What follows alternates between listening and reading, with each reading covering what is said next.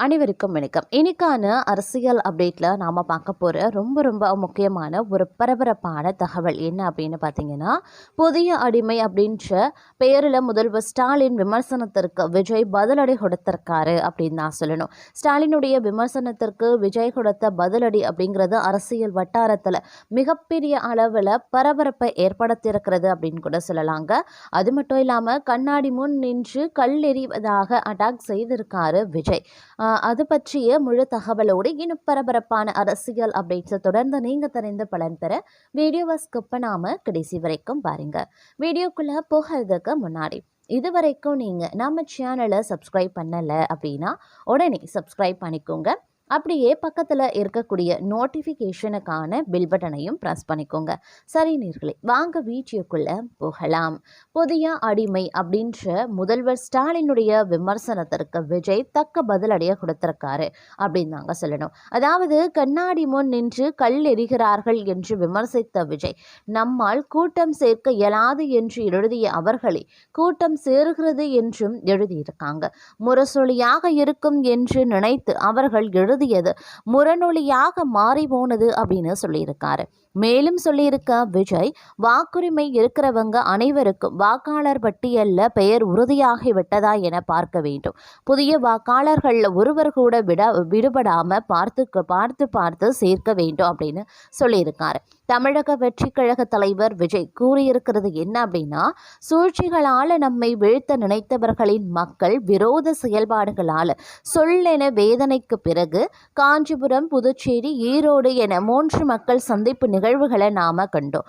அதிலும் ஈரோடு மக்கள் சந்திப்பிற்கும் இந்தியாவில் எந்த அரசியல் கட்சிக்கும் விதிக்கப்படாத எண்ணிலடங்கா நிபந்தனைகள், அதிகார முகமூடியின் எண்ணங்களே நிர்பந்தங்களாகவும் நெருக்கடிகளாகவும் நம் முன் வைக்கப்பட்டிருந்தது. அத்தனையையும் அநியாசமாக எதிர்கொண்டு வெற்றிகரமாக நம்முடைய மக்களை சந்தித்து அவர்களுக்காக குரல் கொடுத்து விட்டு வந்தோம். நம்மை முடக்க நினைச்சவங்க மக்கள் நம்முடன் முனைவிட்டு அதீத பாசத்துடன் ஆணித்தரமாக அணிவகுத்து நிற்பதை பார்த்து வெளிப்பிதுங்கி தங்கள் மூளைதிறன் முனகத் தொடங்கியிருக்காங்க. நமக்கு எதிராக தலையகம் என்ற பெயரில் பிழையங்கம் எழுதியதும் அவர்கள்தான். நம்மால் கூட்டம் சேர்க்க இயலாது என்று எழுதிய அவர்களே கூட்டம் சேருகிறது என்றும் எழுதியிருக்காங்க. முரசொலியாக இருக்கும் என்று நினைத்து அவர்கள் எழுதியது முரணொலியாக மாறி போனது. இதை பார்த்து பரணியில கிடக்கும் அவர்களின் பழைய பேனா பகடி செய்து சிரிக்கிறதா? தாங்கள் தெரிந்தே இந்த கையெழுத்தையே தெரியாமல் இட்டுவிட்டதாக தகிடத்தத்தம் செய்த முரண்களின் முன்னேற்ற கழகத்தினர் நம் மீது அவதூறு பூசலாம் என்ற நப்பாசையில தங்கள் முகமூடியை தாங்களே கயிற்று கொண்டிருக்காங்க.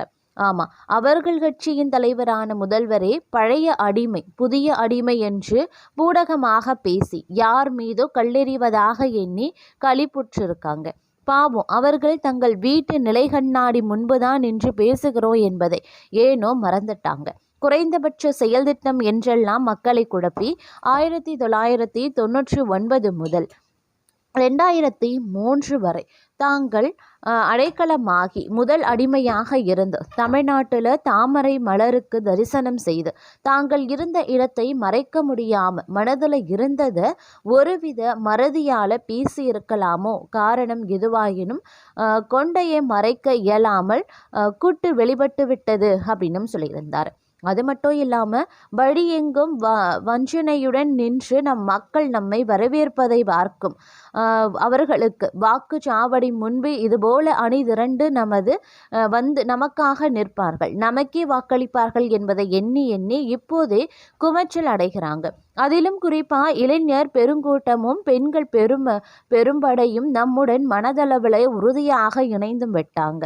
அதை ஆழமாக அறிந்தால்தான் அவர்களை விவகாரமாக பேச வைக்கிறது அப்படின்னே கூட சொல்லலாம். இனி அவர்களினுடைய ஏசுதலையும் ஏகடியம் பேசுதலையும் புறந்தள்ளி மக்களுடன் மக்களாக இணைந்து களமாடுவதில் தான் நாம கவனமாக இருக்கணும். தமிழக வெற்றி கழகம் என்றாலே தகுதிமிக்க, தரம் மிக்க, இராணுவ கட்டுப்பாடு மிக்க, கண்ணியமிக்க அரசியல் போர் பெரும்படை என்பதை தரணிக்கு உணர்த்தியே ஆக வேண்டும். நம்மளுடைய அரசியல் மற்றும் கொள்கை எதிரி எதிரிகளின் நரி தந்திரத்தை சூழ்ச்சிகளை ஆழமாக புரிந்து உணர்ந்து மக்களுடன் மக்களாக இணைந்து நிற்கும் நாம எப்போதும் களத்துல விழிப்புடன் இருக்க வேண்டும். வாக்குரிமை உள்ளவர்கள் அனைவருக்கும் வாக்காளர் பட்டியல்ல பெயர் உறுதியாகிவிட்டதா என்று பார்க்க வேண்டும். உறுதியாகவில்லை அப்படின்னா அவர்களின் வாக்குரிமை உறுதியாக நம் கழக தோழர்கள் விரைந்து உதவிட வேண்டும். புதிய வாக்காளர்கள்ல ஒருவர் கூட விடப்படாம பார்த்து பார்த்து சேர்க்க வேண்டும். தமிழகத்தின் ஒவ்வொரு வீட்டில் இருக்கக்கூடிய ஒவ்வொரு வாக்கும் நமக்கு முக்கிய பொக்கிஷம் அப்படின்னே சொல்லப்பட்டிருக்கு. அந்த வாக்குகள் அனைத்துமே தாவேகாவிற்கு ஒதுக்கப்படும் சின்னத்திற்கானது என்பதை உறுதிப்படுத்த நாம் ஒவ்வொருவரும் உழைக்க வேண்டும். இந்த சூழல்ல நாம ஏற்கனவே சொன்னது போல செயல்மொழியே நமது அரசியலுக்கான தாய்மொழி. அதை மனதில் கொண்டு தொடர்ந்து களமாடுங்க. தொய்வின்றி களமாடுங்க. இப்போதே துரிதமாக களமாடுங்க. விவேகம் இன்னும் விசாலமாகட்டும். வெற்றி நம் விலாசமாகட்டும் அப்படின்னு சொல்லியிருந்தார். அது மட்டும் இல்லாமல் தாவேகா தலைவர் விஜய் பதிவிட்ட இந்த சமூக வலைதள பதிவிற்கு கீழே ஆதரவாகவும் எதிராகவும் நெட்டிசன்கள் பதிவிட்டு வந்துட்டு இருக்காங்க. நெட்டிசன் ஒருவர் கூறும்போது, தமிழ்நாட்டில் பிஜேபியின் முதல் அடிமை திமுக. RSS ராஜாவை முதல்ல MLA ஆக்கி அழகு பார்த்த கட்சி திமுக. பாபர் மசூதி இடிச்சதுக்கு அப்புறம்தான் திமுக பிஜேபி கூட்டணியில் இருந்தது என்று பதிவிட்டிருந்தாங்க. அதே போல மற்றொரு நெட்டிசன் வெளியிட்ட பதிவுல, அது என்னங்கன்னா, நீங்களும் கொள்கை எதிரியை விமர்சிக்க மாற்றீங்க, உங்க கொள்கை எதிரியும் உங்கள் விமர்சிக்க மாற்றாங்க அப்படின்னு விஜயை விமர்சித்து பதிவிட்டிருந்தார். விஜயை விமர்சிக்க வேண்டாம் என்று பியூஷ் கோயல் பாஜக நிர்வாகிகளை அறிவுறுத்தியதாக தகவல் வெளியான நிலையில் அதனை சுட்டிக்காட்டி இவ்வாறு பதிவிட்டிருக்கிறதும் குறிப்பிடத்தக்க ஒரு விஷயம் அப்படின்னே கூட சொல்லலாங்க. அது மட்டும் இல்லாமல் தமிழக முதல்வர் மு.க.ஸ்டாலின் அண்மையில் விஜய புதிய அடிமை என்று மறைமுகமாக விமர்சித்திருந்த நிலையில் அதற்கு தமிழக வெற்றி கழக தலைவர் விஜய் மிக காட்டமான பதிலடியை கொடுத்திருந்தார்.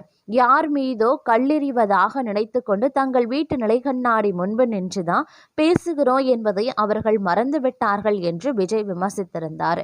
மேலும் நம்மால கூட்டம் சேர்க்க முடியாது அப்படின்னு எழுதியவங்களே தற்போது கூட்டம் சேருவதை பார்த்து விழிப்பிதுங்கி நிற்கிறதாகவும் முரசொலியாக இருக்கும் என்று நினைத்து அவர்கள் எழுதியது தற்போது முரநொலியாக மாறிவிட்டது என்றும் அவர்கள் கிண்டலடித்திருக்காங்க.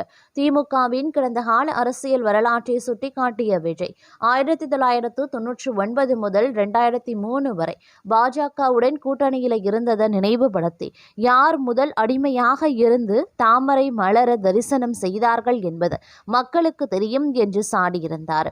தாவேகா ஒரு இராணுவ கட்டுப்பாடு மிக்க அரசியல் போர்படை என்பதை உலகுக்கு உணர்த்த வேண்டும் என்று தொண்டர்களுக்கு அழைப்பு விடுத்திருக்கக்கூடிய அவர் வரும் தேர்தலில் இளைஞர்களும் பெண்களும் தாவேகா பக்கமே நிற்கிறார்கள் என்பதை அறிந்து ஆளுங்கட்சி குமச்சல் அடைவதாகவும் கூறியிருந்தார்.